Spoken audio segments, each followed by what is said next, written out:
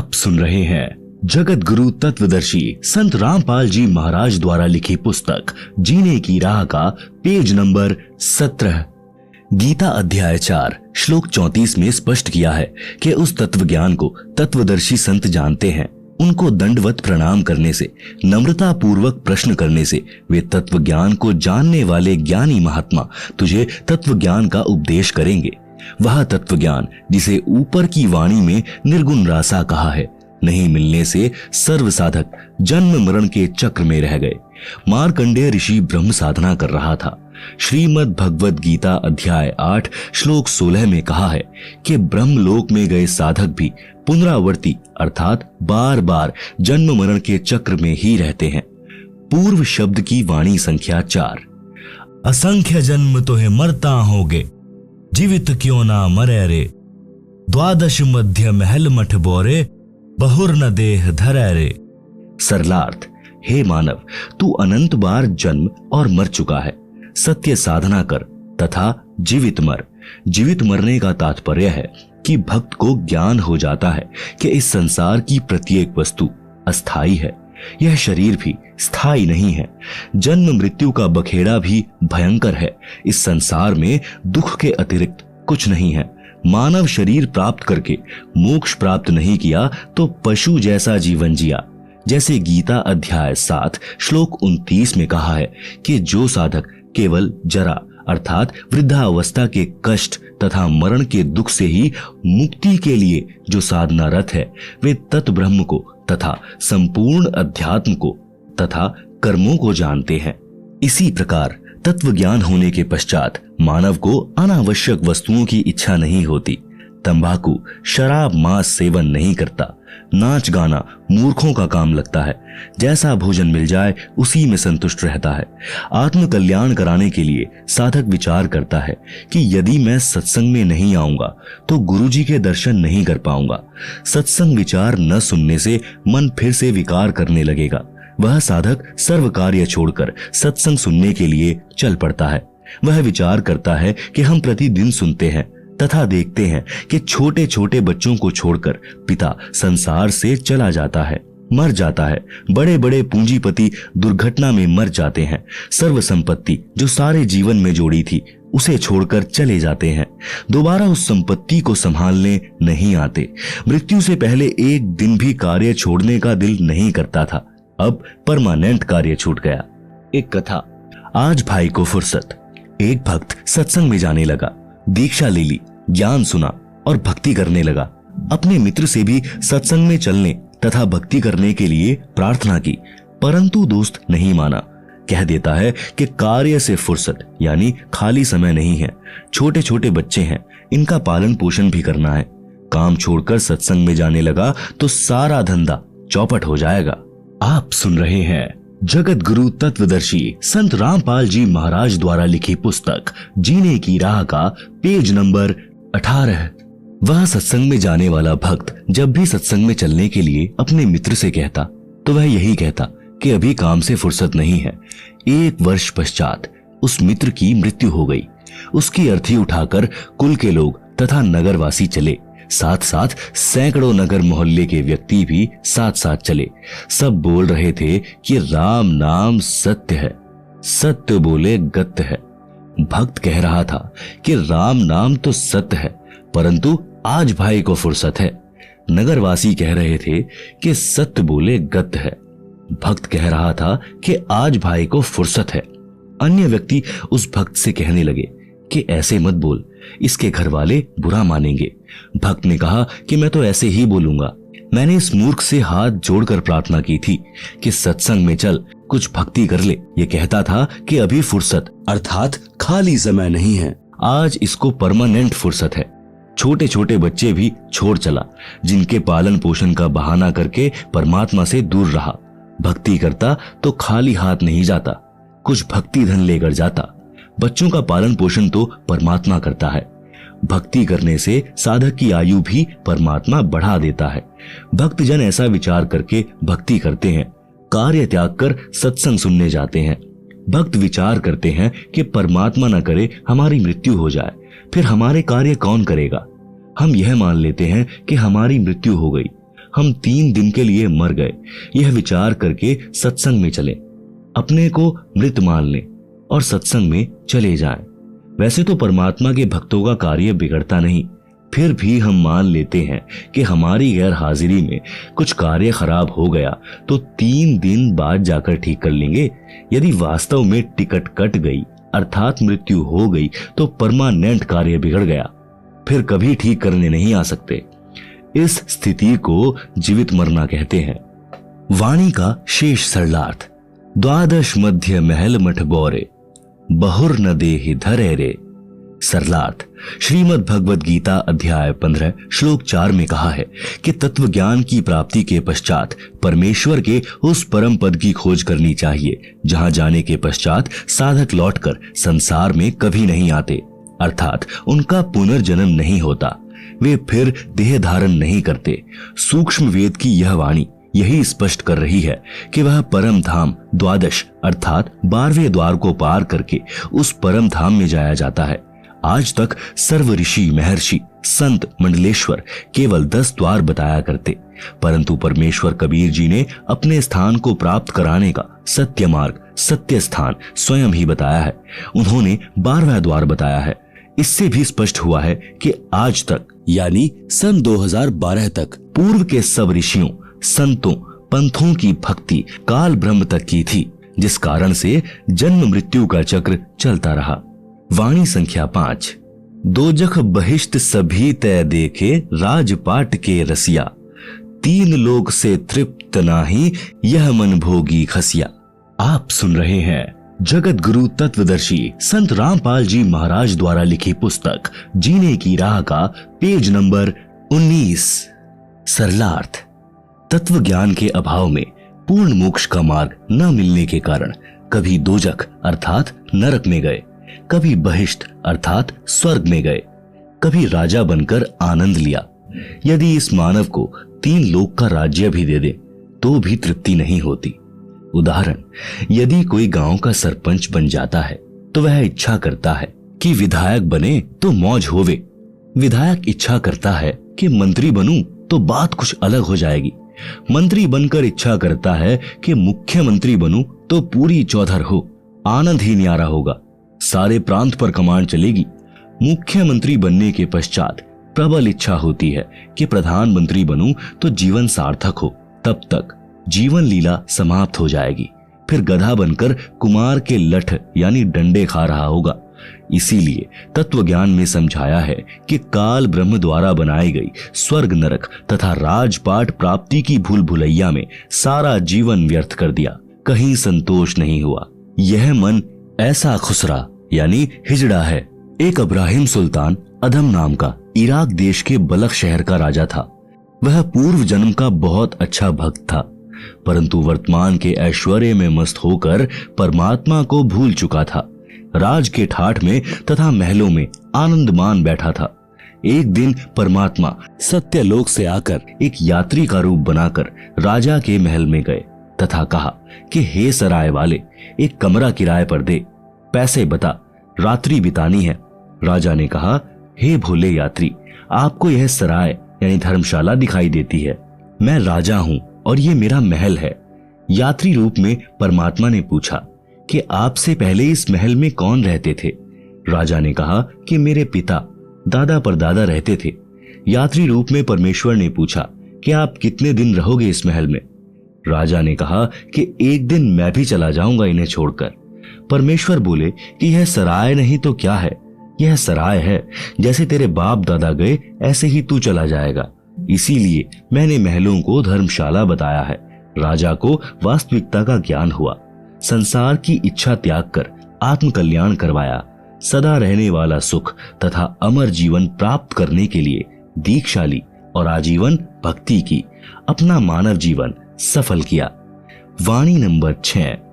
सतगुरु मिले तो इच्छा मेटे, पद मिल पदे समाना, चल हंसा उस लोक पठाऊं जो आदि अमर अस्थाना। सरलार्थ। यदि तत्वदर्शी संत सद्गुरु मिले तो उपरोक्त ज्ञान बताकर काल ब्रह्म के लोक की सर्व वस्तुओं से तथा पदों से इच्छा समाप्त करके पद मिल पदे समाना इसमें एक पद का अर्थ है पद्धति अर्थात शास्त्र विधि अनुसार साधना। दूसरे पद का अर्थ है परम पद यानी पदवी। सद्गुरु शास्त्र विधि अनुसार पद्धति बताकर परमेश्वर के उस परम पद की प्राप्ति करवा देता है जहां जाने के पश्चात साधक फिर लौटकर संसार में कभी नहीं आते। हे भक्त, चल तुझे उस लोक में भेज दूं जो आदि अमर स्थान है अर्थात गीता अध्याय 18 श्लोक 62 में वर्णित सनातन परम धाम है जहां पर परम शांति है। आप सुन रहे हैं जगत गुरु तत्वदर्शी संत रामपाल जी महाराज द्वारा लिखी पुस्तक जीने की राह का पेज नंबर 20, वाणी संख्या 7। चार मुक्ति जहां चंपी करती, माया हो रही दासी। दास गरीब अभय पद पर से, मिले राम अविनाशी। सरलार्थ, उस सनातन परम धाम में परम शांति तथा अत्यधिक सुख है। काल ब्रह्म के लोक में चार मुक्ति मानी जाती हैं, जिनको प्राप्त करके साधक अपने को धन्य मानता है, परंतु वे स्थायी नहीं हैं। कुछ समय उपरांत पुण्य समाप्त होते ही फिर 84 लाख प्रकार की योनियों में कष्ट उठाता है, परंतु उस सत्य लोक में चारों मुक्ति वाला सुख सदा बना रहेगा। माया आपकी नौकरानी बनकर रहेगी।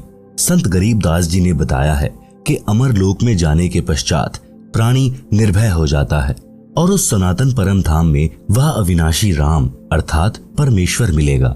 इसलिए पूर्ण मोक्ष के लिए शास्त्रानुकूल भक्ति करनी चाहिए, जिससे उस भगवान तक जाया जा सकता है।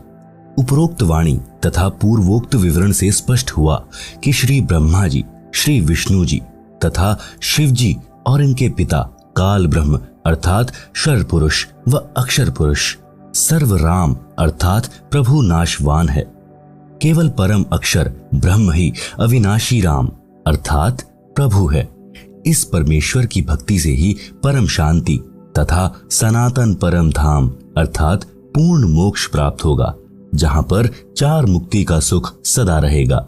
माया अर्थात सर्व सुख सुविधाएं साधक के नौकर की तरह हाजिर रहती हैं।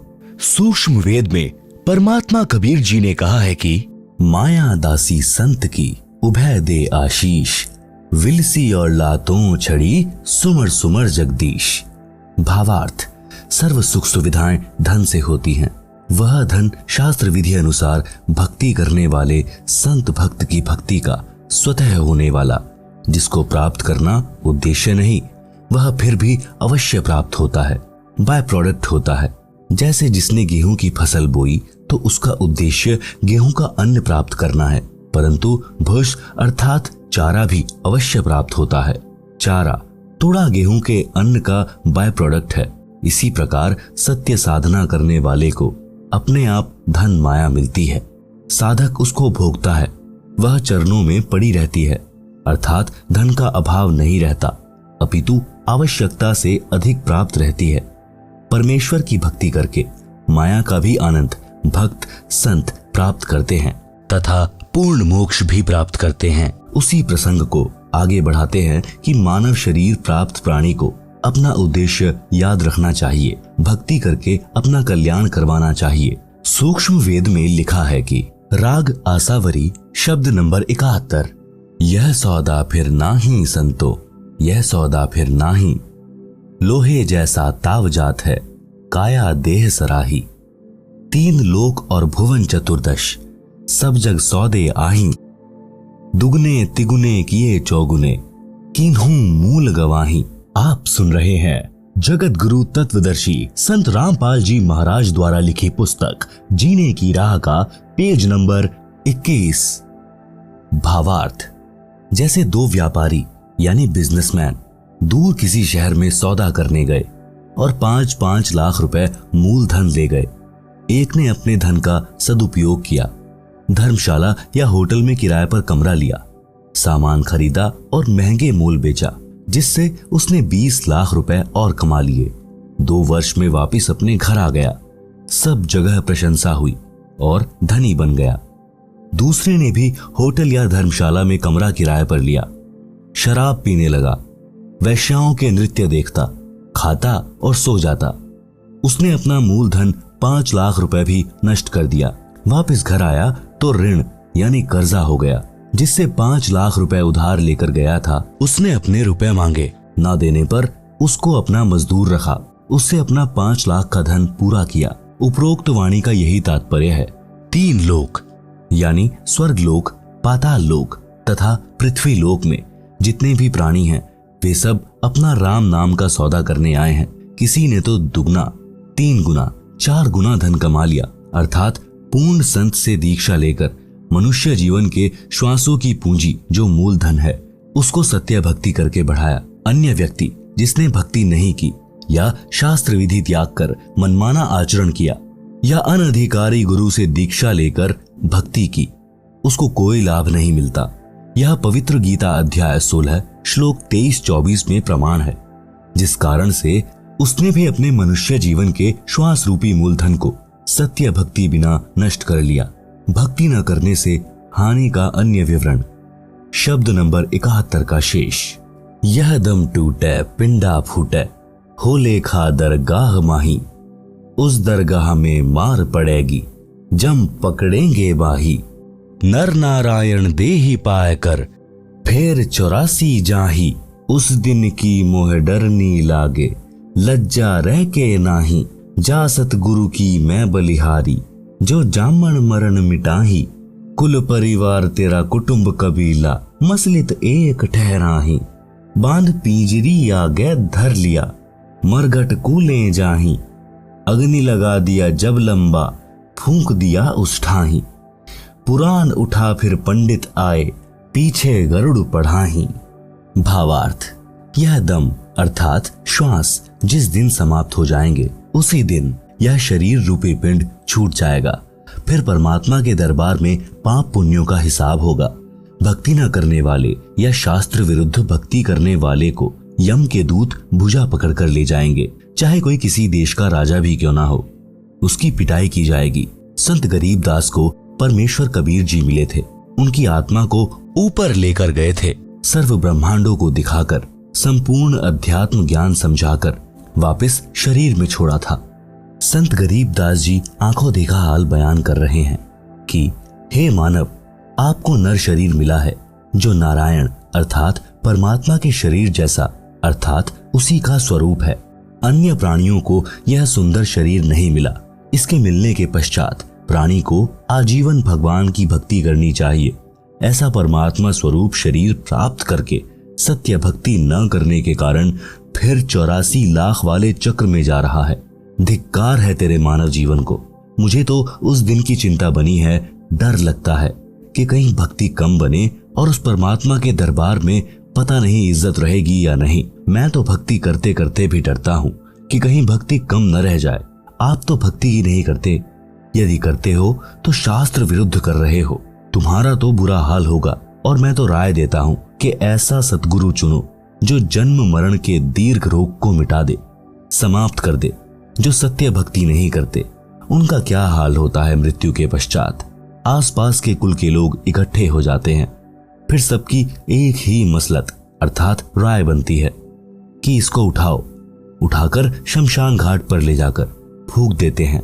लाठी या जैली की खोद यानी ठोकर मार मार कर छाती तोड़ते हैं। संपूर्ण शरीर को जला देते हैं। जो कुछ भी जेब में होता है उसको निकाल लेते हैं। फिर शास्त्र विधि त्याग कर मनमाना आचरण कराने और करने वाले उस संसार से चले गए। जीव के कल्याण के लिए गुरु गरुड़ पुराण का पाठ करते हैं। आप सुन रहे हैं जगत गुरु तत्वदर्शी संत रामपाल जी महाराज द्वारा लिखी पुस्तक जीने की राह का पेज नंबर 22। तत्व ज्ञान यानी सूक्ष्म वेद में कहा है कि अपना मानव जीवन पूरा करके वह जीव चला गया। परमात्मा के दरबार में उसका हिसाब होगा। वह कर्मानुसार कहीं गधा कुत्ता बनने की पंक्ति में खड़ा होगा। मृत्यु के पश्चात गरुड़ पुराण का पाठ उसके क्या काम आएगा। यह व्यर्थ का शास्त्र विरुद्ध क्रियाक्रम है। उस प्राणी का मनुष्य शरीर रहते उसको भगवान के संविधान का ज्ञान करना चाहिए था, जिससे उसको अच्छे बुरे का ज्ञान होता और वह अपना मानव जीवन सफल करता। प्रेत शिला पर जाए विराजे, फिर पितरों पिंड भराही, बहुर श्राद्ध खान कुआं आया, काग भये कलिमाही। भावार्थ है कि मृत्यु उपरांत उस जीव के कल्याण अर्थात गति कराने के लिए की जाने वाली शास्त्र विरुद्ध क्रियाएं व्यर्थ हैं। जैसे गरुड़ पुराण का पाठ करवाया, उस मरने वाले की गति अर्थात मोक्ष के लिए, फिर अस्थियां गंगा में प्रवाहित की उसकी गति यानी मोक्ष करवाने के लिए, फिर 13वीं या 17वीं को हवन व भंडारा यानी लंगर किया उसकी गति कराने के लिए। पहले प्रत्येक महीने 1 वर्ष तक महीना क्रिया करते थे उसकी गति कराने के लिए, फिर छठे महीने छमाही क्रिया करते थे उसकी गति कराने के लिए, फिर वर्षी क्रिया करते थे उसकी गति कराने के लिए, फिर उसकी पिंडोदक क्रिया कराते थे उसकी गति कराने के लिए। श्राद्ध निकालते हैं अर्थात श्राद्ध क्रिया कराते हैं। श्राद्ध वाले दिन पुरोहित भोजन स्वयं बनाता है और कहता है कि कुछ भोजन मकान की छत पर रखो, कहीं आपका पिता कौवा यानी कि काग न बन गया हो। जब कौवा भोजन खा जाता तो कहते हैं कि तेरे पिता या माता आदि जो मृत्यु को प्राप्त हो चुका है, जिसके हेतु यह सर्व क्रिया की गई है और यह श्राद्ध किया गया है, वह कौवा बना है, इसका श्राद्ध सफल हो गया। इस उपरोक्त विवरण से स्पष्ट हुआ कि वह व्यक्ति जिसका उपरोक्त क्रियाक्रम किया था वह कौवा बन चुका है। आप सुन रहे हैं जगत गुरु तत्वदर्शी संत रामपाल जी महाराज द्वारा लिखी पुस्तक जीने की राह का पेज नंबर 23। श्राद्ध करने वाले पुरोहित कहते हैं कि श्राद्ध करने से वह जीव 1 वर्ष तक तृप्त हो जाता है, फिर 1 वर्ष में श्राद्ध फिर करना है। विचार करें, जीवित व्यक्ति दिन में 3 बार भोजन करता था, अब 1 दिन भोजन करने से 1 वर्ष तक कैसे तृप्त हो सकता है? यदि प्रतिदिन छत पर भोजन रखा जाए तो वह कौवा प्रतिदिन ही भोजन खाएगा। दूसरी बात, मृत्यु के पश्चात की गई सर्व क्रियाएं गति यानी मोक्ष कराने के उद्देश्य से की गई थी। उन ज्ञानहीन गुरुओं ने अंत में कौवा बनवा कर छोड़ा। वह प्रेतशिला पर प्रेत योनि भोग रहा है। पीछे से गुरु और कौवा मौज से भोजन कर रहा है। पिंड भराने का लाभ बताया है कि प्रेत योनि छूट जाती है। मान ले प्रेत योनि छूट गई, फिर वह गधा या बैल बन गया तो क्या गति कराई? नर से फिर पशुआ कीजिए, गधा बैल बनाई, 56 भोग कहाँ मन बोरे, कहीं कुरडी चरने जाई। भावार्थ, मनुष्य जीवन में हम कितने अच्छे अर्थात 56 प्रकार के भोजन खाते हैं। भक्ति न करने से या शास्त्र विरुद्ध साधना करने से गधा बनेगा, फिर ये 56 प्रकार के भोजन कहाँ प्राप्त होंगे? कहीं कुरडियों यानी रूढ़ी पर पेट भरने के लिए घास खाने जाएगा। इसी प्रकार बैल आदि आदि पशुओं की योनियों में कष्ट पर कष्ट उठाएगा। जय सतगुरु की संगत करते सकल कर्म कट जाएं, अमरपुरी पर आसन होते जहां धूप ना छाई। भावार्थ, संत गरीबदास ने परमेश्वर कबीर जी से प्राप्त सूक्ष्म वेद में आगे कहा है कि यदि सतगुरु यानी तत्वदर्शी संत की शरण में जाकर दीक्षा लेते तो उपरोक्त सर्व कर्मों के कष्ट कट जाते, अर्थात न प्रेत बनते, न गधा, न बैल बनते, अमरपुरी पर आसन होता, अर्थात गीता अध्याय 18 श्लोक 62 तथा अध्याय 15 श्लोक 4 में वर्णित सनातन परम धाम प्राप्त होता, परम शांति प्राप्त हो जाती, फिर कभी लौटकर संसार में नहीं आते, अर्थात जन्म मरण का कष्टदायक चक्र सदा के लिए समाप्त हो जाता। उस अमर लोक यानी सत्य लोक में धूप छाया नहीं है, अर्थात जैसे धूप दुखदायी हुई तो छाया की आवश्यकता पड़ी, उस सत्य लोक में केवल सुख है, दुख नहीं है। सुरत निरत मन पवन पयाना, शब्द शब्द समाई, गरीब दास गलतान महल में मिले कबीर गोसाई। भावार्थ, संत गरीब दास जी ने कहा है कि मुझे कबीर परमेश्वर मिले हैं। आप सुन रहे हैं जगत गुरु तत्वदर्शी संत रामपाल जी महाराज द्वारा लिखी पुस्तक जीने की राह का पेज नंबर 24। मुझे सुरत निरत मन तथा श्वास पर ध्यान रखकर नाम का स्मरण करने की विधि बताई, जिस साधना से सतलोक में हो रही शब्द धुनी को पकड़कर सतलोक में चला गया, जिस कारण से सत्यलोक यानी शाश्वत स्थान में अपने महल में आनंद से रहता हूँ। क्योंकि सत्य साधना जो परमेश्वर कबीर जी ने संत गरीबदास को जो बताई थी और उस स्थान यानी सत्यलोक को गरीबदास जी परमेश्वर के साथ जाकर देख कर आए थे, जिस कारण से विश्वास के साथ कहा कि मैं जो शास्त्रानुकूल साधना कर रहा हूँ यह परमात्मा ने बताई है। जिस शब्द अर्थात नाम का जाप करने से मैं अवश्य पूर्ण मोक्ष प्राप्त करूंगा, इसमें कोई संशय नहीं रहा, जिस कारण से मैं यानी गरीबदास सत्यलोक में बने अपने महल यानी विशाल घर में जाऊंगा, जिस कारण से निश्चिंत तथा गलतान यानी महल प्राप्ति की खुशी में मस्त हूँ, क्योंकि मुझे पूर्ण गुरु स्वयं परमात्मा कबीर जी अपने लोक से आकर मिले हैं। गरीबदास जी कहते हैं, अजब नगर में ले गए हमको सतगुरु आन, झिलके बिंब अगाध गति सूते चादर तान। भावार्थ, गरीबदास जी ने बताया है कि सतगुरु अर्थात स्वयं परमेश्वर कबीर जी अपने निज धाम सत्यलोक से आकर मुझे साथ लेकर अजब यानी अद्भुत नगर में अर्थात सत्यलोक में बने शहर में ले गए। उस स्थान को आंखों देखकर मैं परमात्मा के बताए भक्ति मार्ग पर चल रहा हूँ, सत्य नाम सार नाम की साधना कर रहा हूँ, इसलिए चादर तान कर सो रहा हूँ, अर्थात मेरे मोक्ष में कोई संदेह नहीं है। चादर तान कर सोना, निश्चिंत होकर रहना, जिसका कोई कार्य शेष न हो और कोई चादर ओढ़ कर सो रहा हो, तो गांव में कहते हैं कि अच्छा चादर तान कर सो रहा है, क्या कोई कार्य नहीं है। इसी प्रकार गरीबदास जी ने कहा है कि अब बड़े बड़े महल बनाना व्यर्थ लग रहा है, अब तो उस सत्यलोक में जाएंगे जहां बने बनाए विशाल भवन हैं, जिनको हम छोड़कर गलती करके यहाँ काल के मृत्यु लोक में आ गए हैं। अब दांव लगा है, सत्य भक्ति मिली है तथा तत्व ज्ञान मिला है।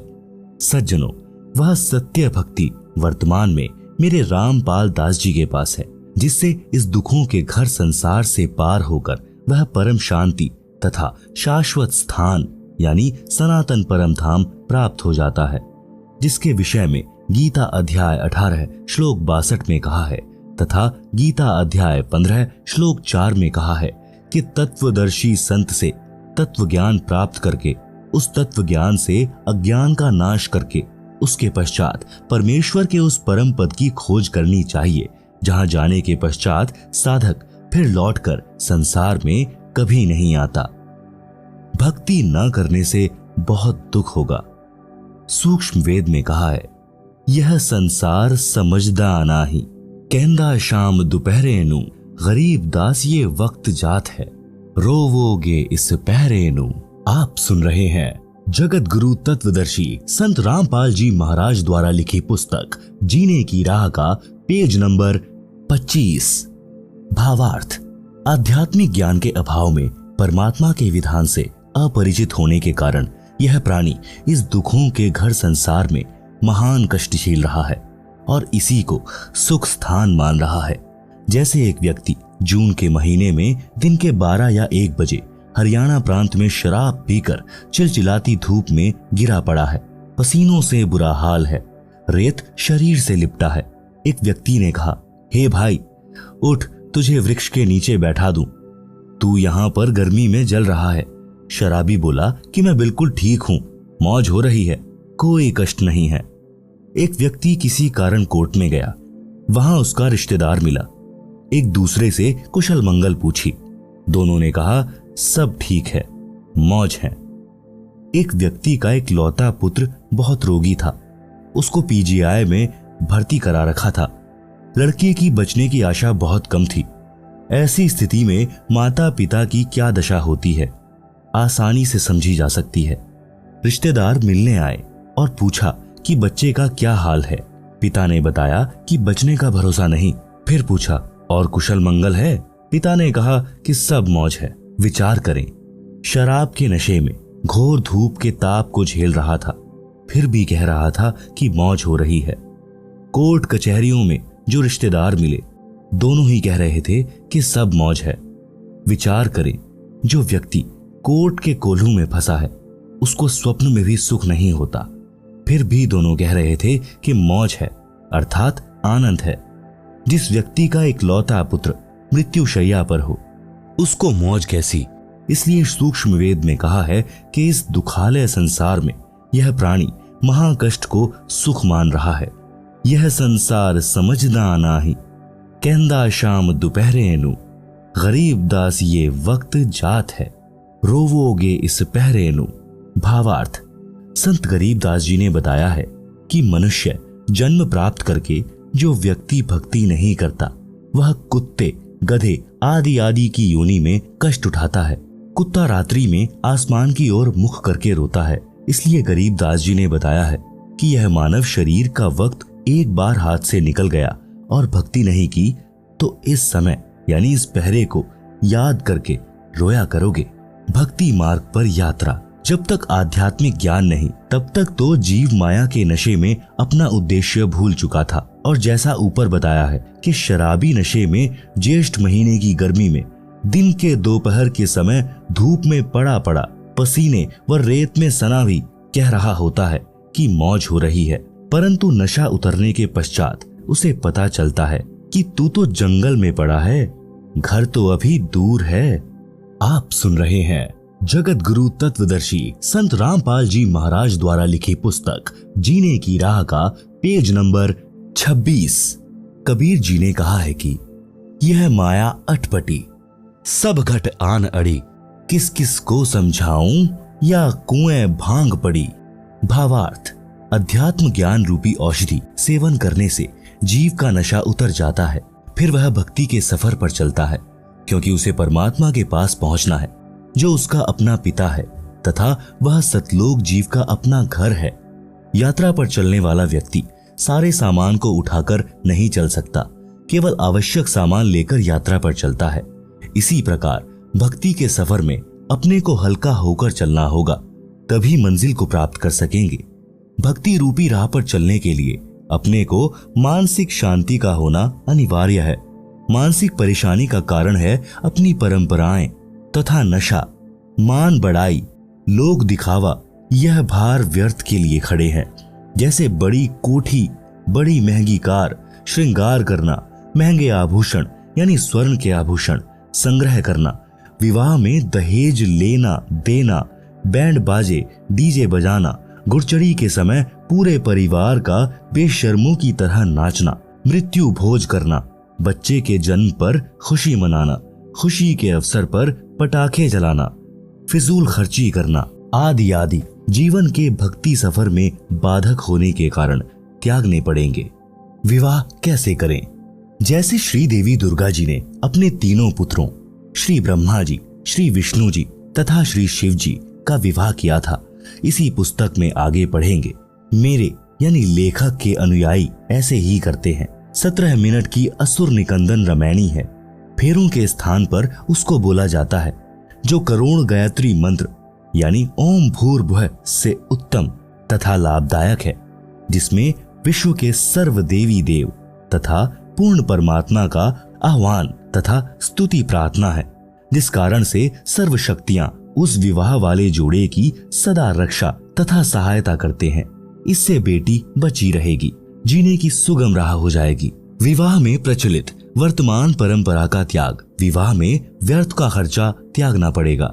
जैसे बेटी के विवाह में बड़ी बारात का आना, दहेज देना, यह व्यर्थ परंपरा है, जिस कारण से बेटी परिवार पर भार मानी जाने लगी है और उसको गर्भ में ही मारने का सिलसिला शुरू है, जो माता पिता के लिए महापाप का कारण बनता है। बेटी देवी का स्वरूप है।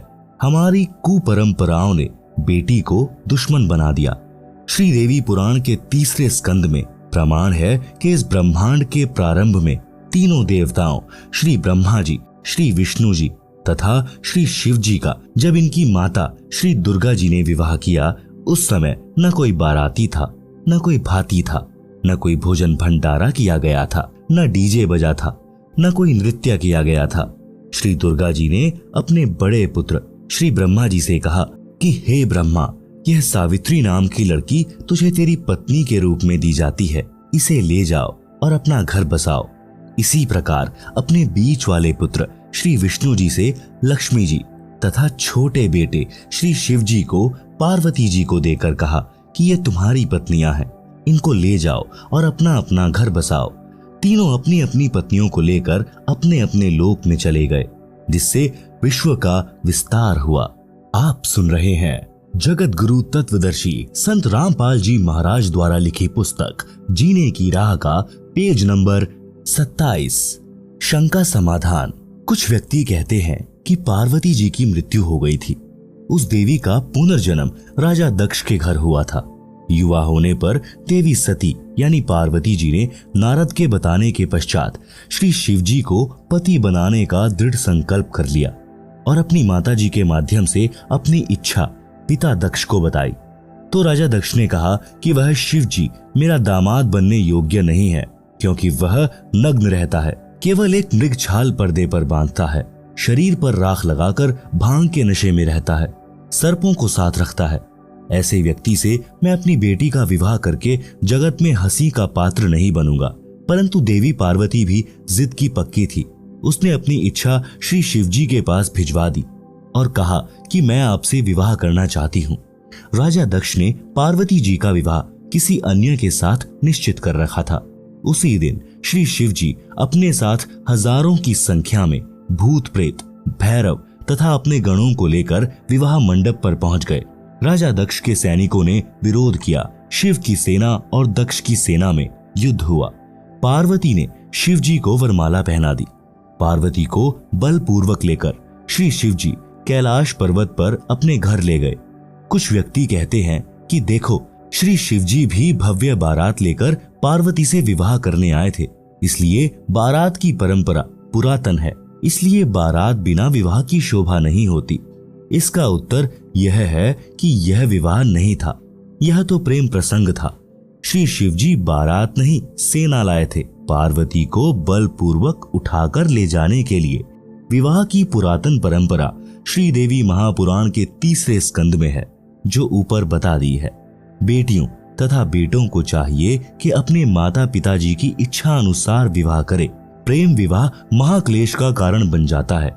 जैसे भगवान शिव जी और पार्वती जी का किसी बात पर मनमुटाव हो गया। शिवजी ने पार्वती जी से पत्नी व्यवहार बंद कर दिया तथा बोलचाल भी बंद कर दी। पार्वती ने सोचा कि अब यह घर मेरे लिए नरक हो गया है, इसलिए कुछ दिन अपनी माँ के पास चली जाती हूँ। पार्वती जी अपने पिता दक्ष के घर मायके में चली गई। उस दिन राजा दक्ष ने एक हवन यज्ञ का आयोजन किया हुआ था। राजा दक्ष ने अपनी बेटी का सत्कार नहीं किया तथा कहा कि आज क्या लेने आई हो, देख लिया उसका प्रेम, चली जा घर से। पार्वती जी ने अपनी माता से श्री शिवजी के नाराज होने की कथा बता दी थी। माता ने अपने पति दक्ष को सब बताया था। पार्वती जी को अब न मायके में स्थान था न ससुराल में। प्रेम विवाह ने ऐसी गंभीर परिस्थिति उत्पन्न कर दी कि दक्ष पुत्री को आत्महत्या के अतिरिक्त कोई विकल्प नहीं देखा और राजा दक्ष के विशाल हवन कुंड में जलकर मर गई। धार्मिक अनुष्ठान का नाश किया, अपना अनमोल मानव जीवन खोया, पिता का नाश कराया, क्योंकि जब श्री शिवजी को पता चला तो वे अपनी सेना लेकर पहुंचे और अपने ससुर दक्ष जी की गर्दन काट दी। बाद में बकरे की गर्दन लगाकर जीवित किया। उस प्रेम विवाह ने कैसा घमासान मचाया। शिव सेना को बारात बताकर कुप्रथा को जन्म दिया गया है और यह प्रसंग प्रेम विवाह रूपी कुप्रथा का जनक है, जो समाज के नाश का कारण है। विवाह जो सुप्रथा से हुआ वह आज तक सुखी जीवन जी रहे हैं, जैसे श्री ब्रह्मा जी तथा श्री विष्णु जी। आप सुन रहे हैं जगत गुरु तत्वदर्शी संत रामपाल जी महाराज द्वारा लिखी पुस्तक जीने की राह का पेज नंबर 28। विवाह करने का उद्देश्य। विवाह का उद्देश्य केवल संतानोत्पत्ति करना है। फिर पति पत्नी मिलकर परिश्रम करके बच्चों का पालन करते हैं, उनका विवाह कर देते हैं, फिर वे अपना घर बसाते हैं। इसके अतिरिक्त प्रेम विवाह समाज में अशांति का बीज बोना है, समाज बिगाड़ की चिंगारी है। प्रेम प्रसंग कैसा होता है? उत्तर, जो चरित्रहीन लड़के लड़की होते हैं वे चलते समय अजीबोगरीब एक्टिंग करते हैं। उन लजमारों की दृष्टि भी टेढ़ी मेढ़ी चलती है। कभी बनावटी मुस्कुराना, मुड़ मुड़ कर आगे पीछे देखना, चटक मटक कर चलना उन पाप आत्माओं का शौक होता है, जो अंत में प्रेम विवाह का रूप बन जाता है। बाद में उनको पता चलता है कि दोनों के अन्य भी प्रेमी प्रेमिकाएं थी। फिर उनकी दशा भगवान शिव जी पार्वती वाली होती है, न घर के रहते हैं न घाट के। विवाह करने का उद्देश्य ऊपर बता दिया है। इससे हटकर जो भी कदम युवा उठाते हैं वह जीवन सफर को नरक बनाने वाला होता है। यदि किसी का प्रेम संबंध भी बन जाए तो इस बात का ध्यान अवश्य रखें कि अपने समाज की मर्यादा जैसे गोत्र, गांव तथा विवाह क्षेत्र भंग न होती हो, जिससे कुल व माता पिता की इज्जत को ठेस पहुंचे। गलती से ऐसा हो भी जाए और बाद में पता चले तो लड़के लड़की को चाहिए कि तुरंत उस प्रेम को तोड़ दें। अंतर जातीय विवाह वर्तमान में करने में कोई हानि नहीं है, परंतु उपरोक्त मर्यादा का ध्यान अवश्य रखें। भगवान शिवजी ने भी देवी पार्वती को इसी कारण से त्यागा था। आगे की कथा इस प्रकार है। भगवान शिव का अपनी पत्नी को त्यागना। जिस समय श्री रामचंद्र पुत्र श्री दशरथ यानी राजा अयोध्या वनवास का समय बिता रहे थे, उस दौरान सीता जी का अपहरण लंका के राजा रावण ने कर लिया था। श्री राम को पता नहीं था। सीता जी के वियोग में श्री राम जी विलाप कर रहे थे। आकाश से शिव पार्वती ने देखा। पार्वती ने शिव से पूछा कि यह व्यक्ति इतनी बुरी तरह क्यों रो रहा है, इस पर क्या विपत्ति आई है। आप सुन रहे हैं जगत गुरु तत्वदर्शी संत रामपाल जी महाराज द्वारा लिखी पुस्तक जीने की राह का पेज नंबर 29। श्री शिवजी ने बताया कि यह साधारण व्यक्ति नहीं है, यह श्री विष्णु जी हैं, जो राजा दशरथ के घर जन्मे हैं, अब वनवास का समय बिता रहे हैं। इनकी पत्नी सीता भी इनके साथ आई थी, उनका किसी ने अपहरण कर लिया है, इसलिए दुखी हैं। पार्वती जी ने कहा कि मैं सीता रूप धारण करके इनके सामने जाऊंगी, यदि मुझे पहचान लेंगे तो मैं मानूंगी कि ये वास्तव में भगवान हैं। शिवजी ने पार्वती से कहा था कि यह गलती ना करना, यदि आपने सीता रूप धारण कर लिया तो मेरे काम की नहीं रहोगी। पार्वती जी ने उस समय तो कह दिया कि ठीक है, मैं परीक्षा नहीं लूंगी, परंतु शिव के घर से बाहर जाते ही सीता रूप धार कर श्री राम के सामने खड़ी हो गई। श्री राम बोले कि हे दक्ष पुत्री माया, आज अकेले कैसे आई, श्री शिवजी को कहां छोड़ आई। तब देवी जी लज्जित हुई और बोली कि भगवान शिव सत्य ही कह रहे थे कि आप त्रिलोकी नाथ हैं, आपने मुझे पहचान लिया, मैं परीक्षा लेने आई थी। भगवान शिव को भी पता चल गया कि पार्वती ने सीता रूप धारण करके परीक्षा ली है। पार्वती जी से पूछा कि कर दिया वही काम जिसके लिए मना किया था। पार्वती जी ने झूठ भी बोला कि मैंने कोई परीक्षा नहीं ली है, परंतु शिव जी पूर्ण रूप से नाराज हो गए और प्रेम विवाह नरक का कारण बना, जो ऊपर आप जी ने पढ़ा है। इसलिए युवाओं से निवेदन है कि अपनी कमजोरी के कारण माता पिता तथा समाज में विष न घोलें। विवाह करना अच्छी बात है, बकवाद करना बुरी बात है। विवाह के लिए माता पिता समय पर स्वयं चिंतित हो जाते हैं और विवाह करके ही दम लेते हैं। फिर युवा क्यों सिरदर्द मोल लेते हैं। जब तक विवाह नहीं होता चाव चढ़ा रहता है, विवाह के पश्चात बच्चे हो जाते हैं। 7 साल के पश्चात महसूस होने लगता है कि या के बनी। जैसे हरियाणवी कवि यानी स्वांगी जाट मेहर सिंह जी ने कहा है कि विवाह करके देख लियो, जिसने देखी जेल नहीं है। जैसे जेल में 4 दीवारी के अंदर रहना मजबूरी होती है, इसी प्रकार विवाह के पश्चात माता पिता के लिए, अपने परिवार के पोषण के लिए, गृहस्थी जीवन जीने के लिए सामाजिक मर्यादा रूपी 4 दीवारी के अंदर रहना अनिवार्य हो जाता है। अपनी मर्जी नहीं चला सकता, यानी नौकरी वाला नौकरी पर जाता है, मजदूर मजदूरी पर, तथा किसान खेत के कार्य को करने के लिए मजबूर है, जो जरूरी है। इसलिए विवाहित जीवन मर्यादा रूपी कारागार कही जाती है। परंतु इस कारागार बिना संसार की उत्पत्ति नहीं हो सकती। अपने माता पिता जी ने भी विवाह किया, अपने को अनमोल मनुष्य शरीर मिला। इस शरीर में भक्ति करके मानव मोक्ष प्राप्त कर सकता है, जो विवाह का ही वरदान है। इस पवित्र संबंध को चरित्रहीन व्यक्ति कामुक कथा सुनाकर तथा राग रागिनी गाकर युवाओं में वासनाओं को उत्प्रेरित करते हैं, जिससे शांत व मर्यादित मानव समाज में आग लग जाती है। आप सुन रहे हैं जगत गुरु तत्वदर्शी संत रामपाल जी महाराज द्वारा लिखी पुस्तक जीने की राह का पेज नंबर 30। जिस कारण से कई परिवार उजड़ जाते हैं। जैसे समाचार पत्रों में पढ़ने को मिलता है कि युवक तथा युवती ने गांव की गांव में प्रेम करके नाश का बीज बो दिया। लड़की वालों ने अपनी लड़की को बहुत समझाया, परंतु गंदी फिल्मों से प्रेरित लड़की ने एक नहीं मानी।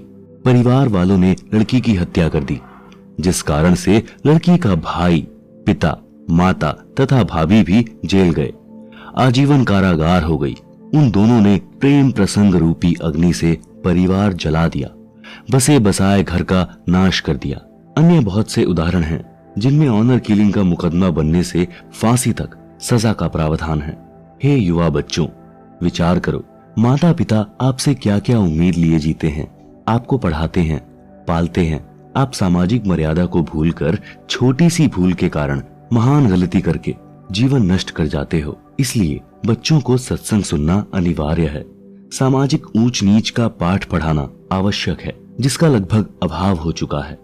एक प्रश्न, बारात का प्रचलन कैसे हुआ? उत्तर, राजा लोगों से प्रारंभ हुआ। वे लड़के के विवाह में सेना लेकर जाते थे।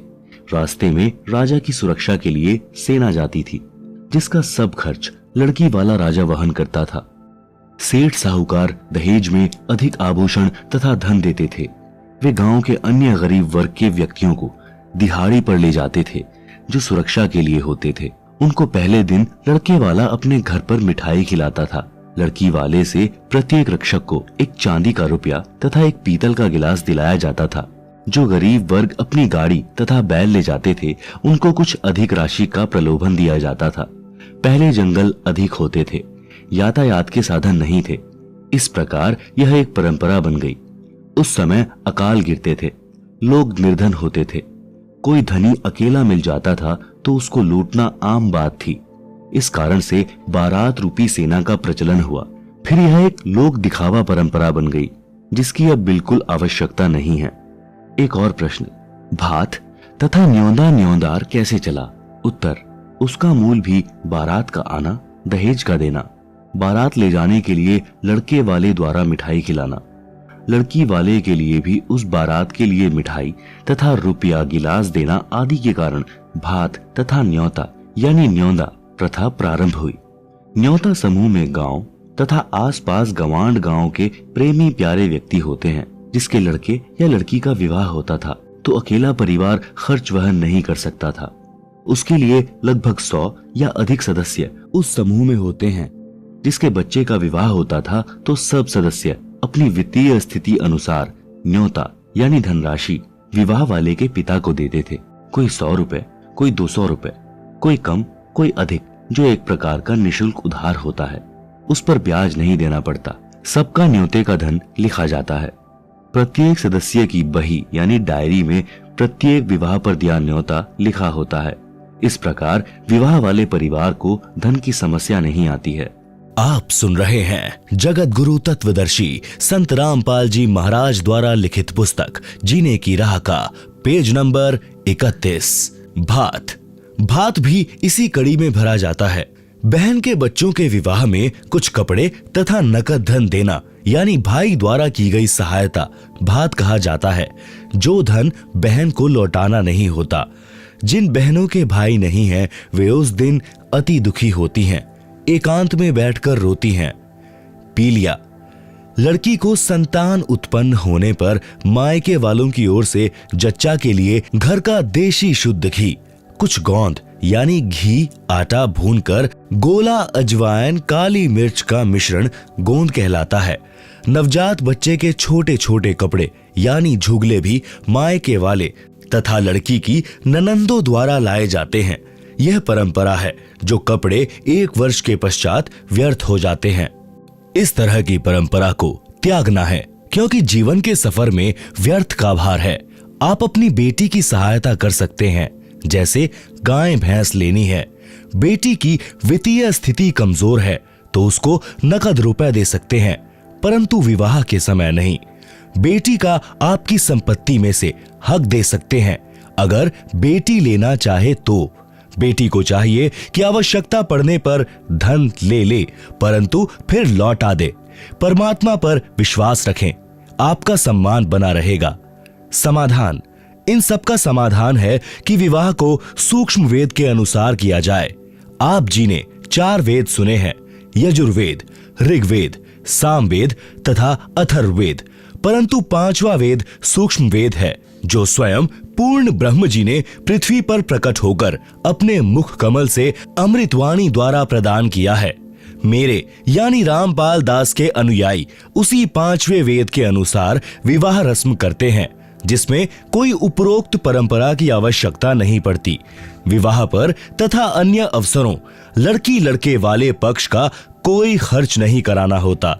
केवल कन्यादान यानी बेटी दान करना है। लड़की अपने पहनने के लिए केवल 4 ड्रेस ले जा सकती है, जूता तो पहन ही रखा है। बस जिस घर में जाएगी वह परिवार उस बेटी को अपने घर के सदस्य की तरह रखेगा, अपने घर की वित्तीय स्थिति के अनुसार अन्य सदस्य के समान सर्व आवश्यक वस्तुएं उपलब्ध कराएगा। बेटी अपने माता पिता भाई भाभी पर कोई भार नहीं बनेगी। जब कभी अपने मायके आएगी तो कोई सूट तथा नकद नहीं लेगी, जिस कारण से भाभी भाई को भी प्यारी लगेगी। भाभी को ननंद इसलिए खटकती है कि आ गई, 4-5 हजार खर्च करवा कर जाएगी, परंतु हमारी बेटी सम्मान के साथ आएगी और सम्मान के साथ लौट जाएगी। अपने मायके वालों से कोई वस्तु नहीं लेगी, जिससे दोनों पक्षों का परस्पर अधिक प्रेम सदा बना रहेगा। भक्ति भी अच्छी होगी। इस प्रकार जीने की यथार्थ राह पर चलकर हम शीघ्र मंजिल पर यानी मोक्ष तक पहुंचेंगे। एक प्रश्न, जिनको संतान प्राप्त नहीं होती है उस बे औलादे यानी संतानहीन का तो सुबह या शुभ कर्म को जाते समय मुख देखना भी बुरा मानते हैं, ऐसा क्यों? उत्तर, यह संपूर्ण आध्यात्मिक ज्ञान के टोटे के कारण गलत धारणा है। पाठक जन इसी पुस्तक के पृष्ठ 6 पर पढ़ें कि एक व्यक्ति के 4 पुत्र थे, उसको अधरंग हो गया तो किसी ने सेवा नहीं की। क्या उस आदमी के दर्शन इसलिए अच्छे हैं कि उसके संतान है? उसकी दुर्गति को कौन देखना अच्छा समझेगा? कृतघ्न पुत्र। एक व्यक्ति के 2 पुत्र थे। वह व्यक्ति फौज से सेवानिवृत्त था। पेंशन बनी थी। पुत्र अलग अलग हो गए। छोटे पुत्र ने माता को अपने घर पर रख लिया, क्योंकि बच्चे छोटे थे। माता उनकी देखरेख के लिए चाहिए थी। बड़े के बाटे पिता आ गया। पिता ने कहा कि मैं पेंशन के रुपए उसको दूंगा जिसमें रोटी खाऊंगा। छोटा बेटा कहता था कि आधी आधी पेंशन बांट दिया कर। पिता ने मना कर दिया तो एक दिन पिता के सिर में लाठी मारी। पिता तुरंत मर गया। लड़के को आजीवन कारावास की सजा हो गई। व्यक्ति को पुत्र प्राप्त होने के कारण उसके दर्शन शुभ माने जाते थे, जिसके साथ अशुभ हो गया। अब आध्यात्मिक तराजू यानी बैलेंस में तोलकर देखते हैं कि बिना संतान वाले के दर्शन शुभ हैं या अशुभ। जैसे इसी पुस्तक में ऊपर स्पष्ट किया है कि परिवार संस्कार से बनता है। कोई कर्ज उतारने के लिए पिता पुत्र, पत्नी, माता पिता, बहन भाई आदि के रूप में जन्म लेकर परिवार रूप में ठाठ से रहते दिखाई देते हैं, परंतु कई युवा अवस्था में मर जाते हैं, कई विवाह होते ही मर जाते हैं। ये सब अपना ऋण पूरा होते ही अविलंब शरीर त्याग जाते हैं। जिनको संतान नहीं हुई है उनका कोई लेन देन शेष नहीं है। वे यदि पूर्ण गुरु से दीक्षा लेकर भक्ति करें तो उन जैसा सौभाग्यवान कोई नहीं है। न किसी के जन्म की खुशी, न मृत्यु का दुख। उन बिना औलाद वालों का दर्शन तो अति शुभ है। यदि भक्ति नहीं करते तो चाहे औलाद यानी संतान वाले हों, चाहे बे औलादे यानी बिना संतान वाले, दोनों ही अपना जीवन नष्ट कर जाते हैं। यदि भक्ति करते हैं तो दोनों के दर्शन शुभ हैं। बे औलादों सावधान। जिन पुण्यात्माओं को संतान नहीं होती तो आध्यात्मिक ज्ञान के अभाव से उनकी तड़फ संतान प्राप्ति की बनी रहती है। उसके लिए हर संभव प्रयत्न करते हैं, फिर भी कोई लेन देन वाला यानी संतान नहीं मिलता है तो आजीवन संतान प्राप्ति न होने के दुख को झेलते हैं। विशेषकर स्त्री की संतान उत्पन्न करने की इच्छा प्रबल होती है। वह अपने को बांझ कहलवाना नहीं चाहती। भले ही जांच करके डॉक्टर बता देते हैं कि आप में बांझ के कोई लक्षण नहीं है, विधाता की लीला है, परंतु तत्व ज्ञानहीन स्त्री इसी तड़फ में मर जाती है। भक्ति न करने के कारण उसका अगला जन्म कुतिया का होता है। फिर जम के दूत उसे कहते हैं कि बहन जी, अब संतान पैदा करके सारी कसर निकाल ले। एक ब्यात में 8 जामेगी यानी जन्म देगी। फिर अगला जन्म तेरा सूरी का होगा। एक बार में 12 संतान को जन्म देगी और 7-8 ब्यात करेगी। संतान की सारी भूख मिटा लिए। हे पुण्यात्मा, पाठक भाई बहनों, अध्यात्म ज्ञान को समझो, मानव जीवन को सफल बनाओ, जीने की राह संवारो। यानी निर्बाध बनाओ, यानी पूर्ण गुरु से दीक्षा लेकर भक्ति करके कल्याण करवाओ। विवाह में ज्ञानहीन नाचते हैं। एक दिन समाचार पत्र में पढ़ा कि रोहतक का लड़का भिवानी विवाह के लिए कार में जा रहा था। उसके साथ दोनों बहनों के पति भी उसी कार में सवार थे। पहले दिन सब परिवार वाले, बहनें, माता पिता, भाई बटेऊ, चाचा ताऊ डीजे बजाकर नाच रहे थे। उधमस उतार रखा था। कलानौर के पास दूल्हे वाली गाड़ी बड़े ट्राले से टकराई। सर्व कार के यात्री मारे गए। दूल्हा मरा, दोनों बहनें विधवा हुई। एक ही पुत्र था, सर्वनाश हो गया। अब नाच लो डीजे बजाकर। परमात्मा की भक्ति करने से ऐसे संकट टल जाते हैं। इसलिए मेरे रामपाल दास के अनुयायियों को सख्त आदेश है कि परमात्मा से डरकर कार्य करो, सामान्य विधि से विवाह करो। इस गंदे लोक यानी काल के लोक में एक पल का विश्वास नहीं कि कब बिजली गिर जाए। एक कथा, संतों की शिक्षा। एक गांव का व्यक्ति पहली बार श्री नानक देव जी के पास गया। उसने देखा कि संत जी मायूस अवस्था में एकांत में बैठे थे, स्मरण कर रहे थे। उस आदमी ने सतनाम वाहेगुरु बोला। श्री नानक जी ने भी उत्तर दिया, भोजन करवाया, ज्ञान विचार सुनाए। वह व्यक्ति चला गया। एक दिन फिर वही व्यक्ति आया और बोला, महाराज जी आप कभी खुश दिखाई नहीं देते, क्या कारण है? संत नानक जी ने कहा कि न जाने काल की कर डारे, किस विधि ढल जा पासावे, जिन्हाते सिरते मौत खुड़कदी, उन्हानु केहड़ा हांसावे।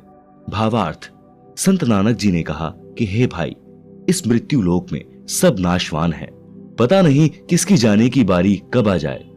इसलिए जिनके सिर पर मौत गरज रही हो, उस व्यक्ति का नाचना गाना, हंसी मजाक कैसे अच्छा लगेगा?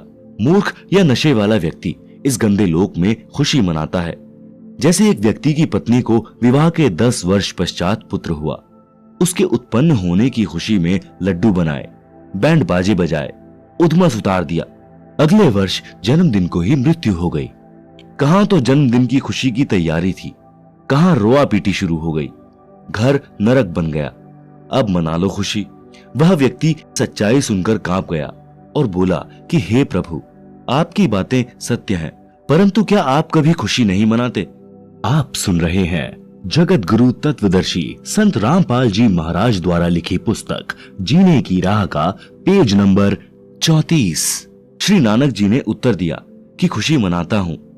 साधु मिले साढ़े शादी हुंदी, बिछुड़दा दिलगीरी वे, अखदे नानक सुनो जिहाना, मुश्किल हाल फकीरी वे। भावार्थ, जब मेरे शिष्य सत्संग सुनने आते हैं तो साध संगत को देखकर मेरे को खुशी होती है कि सब भक्ति पर लगे हैं, कोई विचलित नहीं हुआ है। जब ये सत्संग के पश्चात जाते हैं तो मायूसी छा जाती है कि कहीं कोई सिर फिरा इनको भ्रमित करके परमात्मा से दूर न कर दे। श्री नानक जी ने कहा कि ज्ञानहीन संतों ने फकीरी यानी भक्ति को कठिन बना दिया है। वे पूर्ण मोक्ष मार्ग जानते नहीं, भ्रमित करने को गुरु बने हैं, जो मीठी मीठी बातें बनाकर मेरे भक्तों को काल के जाल में ले जाते हैं। इसलिए जब तक वे पुनः सत्संग में सब नहीं आते तो मुझे चिंता बनी रहती है। सब आ जाते हैं तो खुशी होती है, परंतु हम नाचते गाते नहीं, दिल में महसूस करते हैं, मौत को कभी नहीं भूलते। कबीर जी ने कहा है, मौत बिसारी मूर्खा, अचरज किया कौन, तन मिट्टी में मिल जाएगा, ज्यों आटे में लौन। शब्दार्थ, हे मूर्ख मानव, तूने कैसा आश्चर्य कर रखा है कि मृत्यु को भूला है। तेरा शरीर एक दिन मृत्यु को प्राप्त होकर मिट्टी में मिल जाएगा। तेरा नाम निशान यानी चिन्ह भी दिखाई नहीं देगा, जैसे आटे में नमक मिलने पर दिखाई नहीं देता। भावार्थ है कि मृत्यु का दिन भूलकर ही मनुष्य यानी स्त्री पुरुष स्वार्थवश गलतियां करता है और संसार में बेफिक्र रहता है। यदि मृत्यु याद है तो मानव कभी पाप व गफलत नहीं कर सकता। अन्य उदाहरण, एक सेठ एक दिन एक संत के आश्रम में गया। संत की कृपा से उसको अच्छा लाभ हो गया। वह सेठ सेब, संतरों, केलों का बड़ा थैला भर कर गया। संत जी ने एक टोकरे में डाल दिए जिसमें फल प्रसाद रखते थे। सेठ 2 दिन बाद गया तो टोकरा फलों से भरा था। कुछ प्रसाद संत ने भक्तों को बांट दिया। कुछ भक्त फल प्रसाद लाए, वह टोकरे में डाल दिया। सेठ ने संत से कहा कि महाराज, आप फल क्यों नहीं खाते? संत जी बोले कि मेरे को मौत दिखाई देती है, इसलिए खाया नहीं जाता। सेठ ने पूछा, महाराज कब जा रहे हो संसार से? संत जी बोले, आज से 40 वर्ष पश्चात मेरी मृत्यु होगी। सेठ बोले, हे महाराज, यूं तो सबने मरना है, फिर क्यों डरना? यह भी कोई बात हुई? इस तरह तो आम आदमी भी नहीं डरता। आप क्या बात कर रहे हो? सेठ जी दूसरे तीसरे दिन आए और इसी तरह की बात करें। उस नगरी का राजा भी उस संत जी का भक्त था। संत जी ने राजा से कहा कि आपकी नगरी में किरोड़ी मल सेठ है, चंदन की लकड़ी की दुकान है, उसको फांसी की सजा सुना दो और 1 महीने बाद चांदवी 14 को फांसी का दिन रख दो। जेल में सेठ की कोठरी यानी कक्ष में फलों की टोकरी भरी रहे तथा दूध का लोटा 1 सेर यानी 1 किलोग्राम का भरा रहे। खाने को खीर, हलवा, पूरी, रोटी तथा सब्जी देना